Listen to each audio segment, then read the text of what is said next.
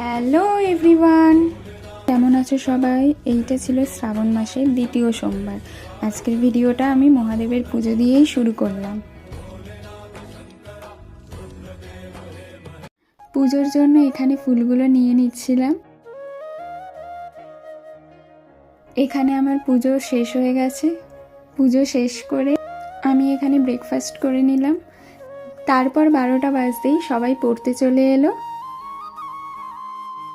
পড়ানো শেষ করে এদিকে আমি লাঞ্চ করে নিলাম। আজকে আমি সাবু খেয়েছি। আমি সোমবার কোনো রকম ভাত বা আমিষ জাতীয় খাবার খাই না। তারপর দেখো এখানে রেডি হয়ে আমি চলে গিয়েছিলাম মেহেন্দি পড়াতে। আজকে মেহেন্দি পড়ানোটা পাড়াতেই ছিল। মেহেন্দি আজকে পল্লবী বৌদিকে পরিয়েছি। এই দেখো চলে এসেছি।